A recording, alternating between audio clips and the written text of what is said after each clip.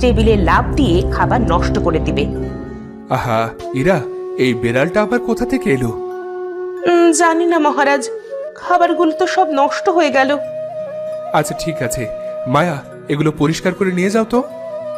রানীমা, আপনারা বসুন, আমি আপনাদের জন্য আবার খাবার তৈরি করছি। এখন আর খাবো না। সে কি ইরা, তাহলে না খেয়ে থাকতে হবে? সমস্যা নেই মহারাজ, আমি মালতীকে খাবার বানিয়ে ঘরে দিয়ে যেতে বলবো। রানী, আমি খাবার বানিয়ে দিই? না, তুমি এগুলো পরিষ্কার করো আগে। এরপরে মহারাজ মহারানী চলে যায়, আর মায়া রাগে রাগে চলে যায় নিজের রুমে। বিড়ালটাকে বলেছিলাম মহারানীর ঘরের টেবিলে উঠে তার চিরুনিতে বিষ মেশাতে, আর ও খাবার টেবিলে উঠে খাবার নষ্ট করে দিল। ওর জন্য আমার আরো একটা প্ল্যান চলে গেল। ওকে আমি এক্ষুনি শেষ করে দিব। এরপরে মায়া তার কোমরের দড়ি খুলে ফু দিবে, আর তা সাপ হয়ে যাবে। সখা, যাও এক্ষুনি ওই বিড়ালটাকে তোমার বিষ দিয়ে হত্যা করে এসো। সাপটা চলে যাবে, গিয়ে বিড়ালটাকে কামড়ে মেরে ফেলবে।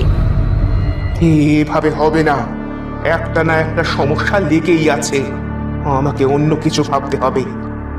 কিছু সময় ভেবে সে রান্নাঘরের সামনে যাবে। মালতী রান্নাঘরে রান্না করছিল। সে তার শক্তি ব্যবহার করে রান্নার হাঁড়ি থেকে সাপ বের করবে।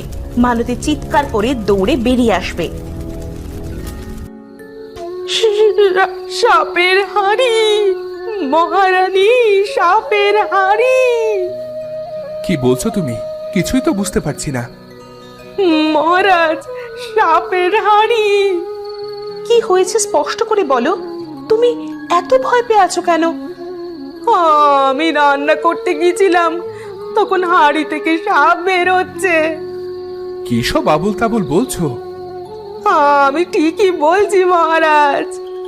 আচ্ছা আচ্ছা, তুমি যাও, আজ তোমার ছুটি। আজ তাহলে না খেয়ে থাকতে হবে, তাছাড়া কি আর করার। রাত হয়ে গেছে, ঘুমান। আজ না খেয়েই থাকতে হবে। আমি তোমাদের শেষ করে দিব। আমি আমার প্রতিশোধ নিব। তোমাদেরকে না খাইয়ে মারবো।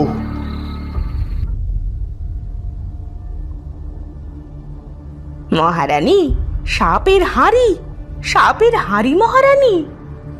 সাপের হাঁড়ি মানে? মহারানী, রান্না